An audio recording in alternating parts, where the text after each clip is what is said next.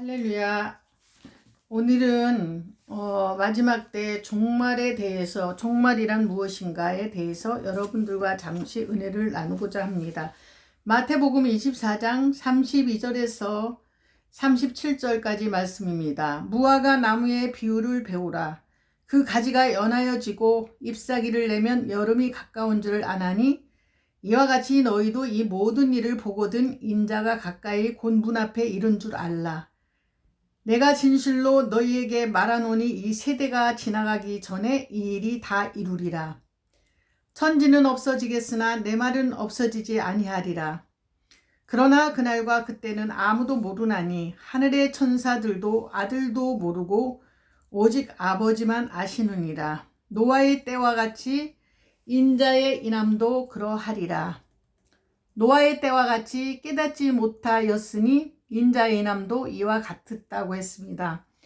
노아의 때에 노아와 그 7 식구 외에도 많은 하나님의 아들들이 있었지만 그들은 물심판이 있다는 말을 듣고도 방주를 예비하지 않으므로 결국 멸망받았습니다.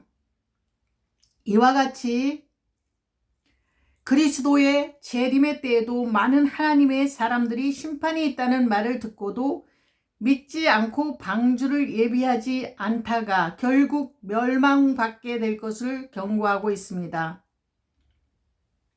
종말이란 무엇일까요? 서론에 보면 요즘 시대를 흔히 말세라고 합니다. 말세란 문자 그대로 세상 끝이라는 뜻입니다. 원래의 의미는 장소를 말할 때에는 낮은 곳을 의미하고 시간을 말할 때는 제일 끝 시간을 의미하는데 이때가 하나님의 백성에게는 희망과 기쁨의 때가 되나 악인들에게는 공포와 절망의 때가 되는 것입니다. 하나님의 백성들에게는 희망과 기쁨의 때가 되지만 악인들에게, 예수를 믿지 않는 자들에게는 공포와 절망의 때가 되는 것입니다. 첫 번째, 종말의 시기는 아무도 모릅니다. 종말의 시기가 언제 도래할 것인지는 아무도 모른다고 하였습니다. 완전히 숨기워져 있는 것입니다. 그러므로 우리는 그 시기가 언제인지 인간적인 계산 방법으로 점쳐서는 안 되는 것입니다. 사도행전 1장 7절에 때와 기한은 아버지께서 자기의 권한에 두셨으니 너희의 알 바 아니요 라고 말씀하셨으니 그때는 오직 하나님께서 정하신 바요. 우리가 그 시기를 알고자 할 권한도 없고 알고자 한다 해도 알 수도 없는 것입니다. 전에는 예수님이 오신다고 해서 많은 분들이 정말 그 날짜까지, 그래서 그날 오시는구나 이렇게 생각할 정도였습니다. 그렇지만 예수님은 언제 오실지 모릅니다. 그렇기 때문에 항상 마지막 때라고 생각하고 준비하라는 것이죠. 본문에서 예수님은 그 자신도 모른다고 하였던 것입니다. 오직 아버지만 아신다고 말씀하셨던 것입니다. 다만 우리가 해야 할 일은 그 시기가 언제 오든 그 시기를 맞이할 준비를 해 두어야 할 것입니다. 예수님은 마태복음 25장 1절에서 13절에 보면은 열처녀의 비유를 통해 이를 가르쳐 주시고 계시는 것입니다. 두 번째, 종말을 앞둔 신자의 생활은 지금의 성도들은 예수님의 초림과 재림 사이에 살고 있기에 긴장 상태에 있는 것입니다. 언제 재림이 있을지 모르나 반드시 재림의 시기는 올 것이므로 성도들은 거룩한 성도의 구별된 삶을 살아야 할 것입니다. 성도의 이 세상 삶은 나그네요, 의인의 삶입니다. 언제 종말이 있을지 모르기 때문에 하루하루의 삶을 헛되이 쾌락만을 추구하며 살 것이 아니라 오히려 종말의 그 순간까지 성도의 성결한 삶은 계속하여 추구해 나가야 할 것입니다.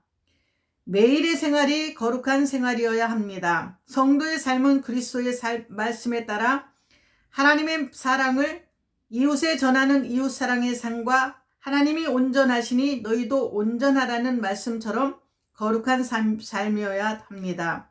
할 것이며 당장 종말을 맞이하는 자처럼 살아야 할 것입니다. 평화의 역군으로 생활해야 합니다. 예수 그리스도는 이 땅에 화목제물로 오셨습니다. 이는 하나님과 인간의 막힌 담을 허시는 일이며 중보하시는 사역인 것입니다. 그러므로 예수 그리스도로 말미암아 하나님과 인간은 화목되었으며 하나님께서는 그러한 자들을 사용하시며 계속해서 하나님의 백성들을 부르시는 것입니다. 예수님이 우리를 대신하여서 십자가에서 피 흘리시고 화목제물이 되셨죠. 하나님의 백성들을 부르시는 것입니다. 그러므로 예수 그리스도가 하나님과 인간 사이의 중보자가 되셨듯이 성도들은 계속하여 불신자들이 복음 안으로 들어오도록 평화의 역군으로 생활해야 할 것입니다. 우리를 통해서 예수를 믿지 않는 사람들이 복음을 받아들일 수 있게 해야 됩니다. 얼마 전에 제가 전에 살던 곳에 알던 권사님께 옷을 이제 정리하면서 두 번을 갔다 오는 중에 어떤 여자분이 연세가 조금 드셨어요. 그런데 제 옆으로 그 속으로 들어가 앉는 거예요. 그래서 제가 저 앞자리에 빈자리가 있는데 왜 여기까지 이렇게 오셔서 힘들게 들어오시냐 그랬더니 자기는 아주 멀리 가기 때문에 저보다도 1시간을 더 가는 거리에 남편 밥을 갖다가 무슨 건설업체에서 뭘 일하시나 봐요. 거기 간식을 싸갖고 가는 중이라고 그러면서 잠잔다고 들어오신 분이 계속 저와 어떤 대화를 나누면서 그렇게 복음을 전하더라고요. 그걸 보면서 목사인 저보다 그리고 낫구나. 그리고 전에 제가 처음에 예수 믿었을 때 저렇게 뜨겁게 전했는데 요즘 그렇게 뜨겁게 전하는 분들을 많이 보질 못했기 때문에 그분을 통해서 저는 많은 은혜를 받았습니다. 그러면서 그분이 그러시더라고요. 전도사님이냐 사모님이냐 뭔가 자꾸 물어보는데 제가 저보다 더 열정적으로 복음을 전하는데 제가 목사라고 하기가 좀 그렇더라고요. 그 사람이 볼 때는 여자 목사는 많이 보지 못했기 때문에 제가 전도사 같은지 자꾸 전도사냐고 이렇게 물어봐서 그냥 너무 그렇게 자세히 알려고 하시지 마라 이러면서 이제 제가 들었어요. 그러면서 그분이 신유가 지금 우리 둘이 대화하는 중에 제가 병이 있어도 나을 수가 있고 그분이 병이 있어도 나올 수가 있다고 하더라고요. 저도 신유연사가 있기 때문에 이분이 만약에 병이 있어도 대화하는 중에 저한테로 또 옮겨올 수도 있고 저한테 있던 또 병도 옮아갈 수가 있다는 그 생각을 하고 다 이제 그렇게 같이 대화를 하고 마지막에 그렇게 끝냈습니다. 그러면서 그분이 언젠가 자기와 또 대화했던 것이 또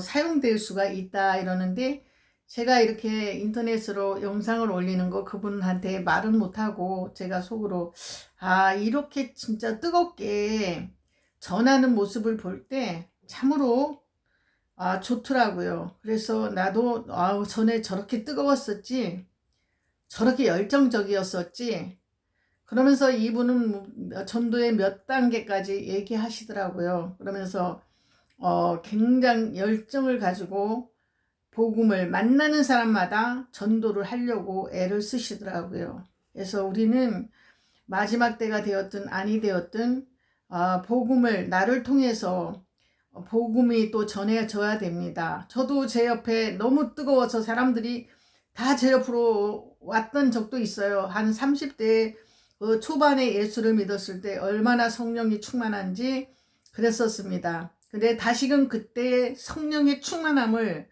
또 회복해야 될 것 같습니다. 인간은 화목되었으며 하나님께서는 그러한 자들을 사용하셔서 계속해서 하나님의 백성들을 부르시고 전도하게 하는 것을 하나님은 전도하는 자를 가장 기뻐하십니다. 그러므로 예수 그리스도가 하나님과 인간 사이의 중보자가 되셨듯이 성도들은 계속하여 불신자들이 복음 안으로 들어오도록 평화의 역군으로 생활해야 할 것입니다. 많은 분들이 지금 갈 바를 모르죠. 마지막 때라고 하긴 하는데 어떤 것이 진짜인지 잘 구별을 못합니다. 그런데 우리가 성령에 충만해서 우리 옆에만 가도 그들한테 복음이 증거될 수 있도록 그냥 정말로 믿음의 사람으로서 우리가 그들이 다시금 회복되게 하는 그 역할을 좀 해야 될 것 같습니다. 때가 가까우면 가까울수록 주님의 복음 전하는 일에 우리는 더욱 힘써야 됩니다. 결론은 오늘날 많은 이단의 출현이 있습니다. 이들은 모든 예수님의 재림 시기가 언제이다, 심지어 몇 년도, 몇 월, 며칠 시간까지 정해 놓는 것이 한 특징인 것입니다. 그러나 그 시기는 하나님 아버지를 제외하고는 아무도 모른다고 했던 것입니다. 심지어는 예수님조차도 모르신다고 하셨으니 이 시기를 알고자 하여 이상한 계산법으로 알려는 것은 참으로 하나님의 말씀을 거역하는 것입니다. 오직 우리들이 해야 할 것은 종말을 준비하는 일이요 그때까지 거룩한 삶은 계속하여 유지하여야 할 것입니다. 언제 종말할지 모르니 오히려 성도의 삶을 지켜나가야 할 것입니다. 그렇지만 어느 정도 지금은 마지막 때라고 합니다. 그래서 무화과 나무의 비유를 배우라고 했고 그 가지가 연해지고 잎사귀를 내면 여름이 가까운 줄을 안다고 했고 이 마지막 때는 엄청나게 포악한 시대입니다. 어떤 사람은 심지어 세 사람을 죽여놓고도 자기가 눈뜨고 있는 것이 정말 부끄러울 지경이라고 이렇게 얘기하더라고요. 그렇지만은 그렇게 순간에 참지 못해갖고 많은 사람을 죽인다는 건 이 마지막 때의 말세기 때문에 그렇게 악해지는 것 같습니다. 이와 같이 너희도 이 모든 일을 보거든 인자가 가까이 곧 문 앞에 예수님이 곧 문 앞에 오셔서 이룬 줄을 알라고 했습니다. 내가 진실로 너희에게 말하는 이 세대가 지나가기 전에 이 일이 다 이루리라. 천지는 없어지겠으나 내 말은 없어지지 아니하리라. 그러나 그날과 그때는 아무도 모르나니 하늘의 천사들도 아들도 모르고 오직 아버지만 아시느니라. 노아의 때와 같이 인자의 인함도 그러하리라. 그러니까 예수님이 오시는 거는 이제 코로나 시대도 지나고 어느 정도 이제 안정됐을 때 편안하다. 이제 살만하다. 이 정도면 살만하다. 이러고 허랑방탕하고 주님을 잊고 살 때 그때 주님이 오신다고 그랬습니다. 그래서 그때는 그 날짜까지는 우리가 모르지만 어느 정도 마지막 때구나. 이거는 불신자들도 믿지 않는 분들도 어느 정도는 압니다. 그래서 우리는 그래도 항상 주님이 언제 오실지 모르는구나 이렇게 생각하고 주님의 신부감으로 주님을 기다리면서 살아야 될 것 같습니다. 늘 부족하지만 부족하기 때문에 주님을 믿습니다. 예수님의 보혈을 믿습니다. 그 보혈이 얼마나 중요한지 저는 그 동안에 제가 또 설교했던 것을 어제 저녁에는 그동안에 제가 찬양 같은 것도 제가 부른 거는 잘 듣지 않았어요. 사실은. 그래서 어떤 찬양을 불렀는지 어디 이런데 이제 또 어느 장로님께서 제 찬양을 또 올려주신다고 또 보내달라고 하셔서 제가 찬양을 찾다 보니까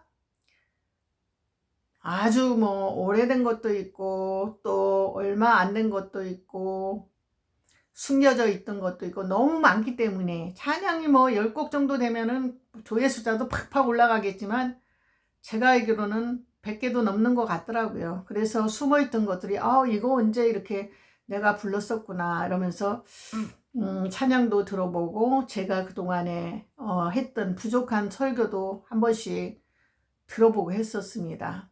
그래서 정말 우리가 세상 문화가 정말로 믿음 쪽보다 뭐 트로트라든가 우리가 또 이런 쪽으로 또 치우칠 수도 있거든요. 그래서 찬양을 정말 유행가는 육신을 즐겁게 하고 찬양은 그렇게 육신이 즐겁진 않지만 영혼을 즐겁게 하죠. 영혼을 정말로 편안하게 하고 안정되게 하죠. 그래서 이 찬양도 들어보면서 또 제가 부른 찬양에 잘 부르지는 않지만 그래도 은혜를 또 받게 되고요. 또 말씀에도 서투른 부분도 너무나 많죠. 그러지만은 또 그 서투른 가운데서도 또 어떤 말씀은 또 은혜를 받는 또 말씀도 있더라고요. 그래서 우리는 예전만큼 뜨겁진 않아도 그래도 종말을 사는 신자처럼 그 시기는 모르고, 그렇지만 우리가 예수님 초림과 재림 사이에 살고 있기에 긴장 상태에 있는 것이지만 언제 재림이 있을지 모르나 반드시 재림의 시기는 올 것이므로 성도들은 거룩한 성도의 구별된 삶을 살아야 된다고 했습니다. 성도의 이 세상 삶은 나그네요 의인의 삶입니다. 언제 종말이 있을지 모르기 때문에 하루하루의 삶을 헛되이 쾌락만을 추구하며 살 것이 아니라 오히려 종말의 그 순간까지 성도의 성결한 삶을 계속하며 추구해 나가야 될 것입니다. 예수님 오실 날이 얼마 남지 않았다고 합니다. 정말 우리는 깨어서 그 날짜 그거는 모르지만 그래도 임박했다고 생각합니다. 그래서 날마다 깨어서 기도할 때 하나님이 저희와 함께 해 주실 거라고 믿습니다. 오늘도 사랑하는 여러분들, 오늘도 행복한 주일 되시기를 바랍니다. 감사드립니다.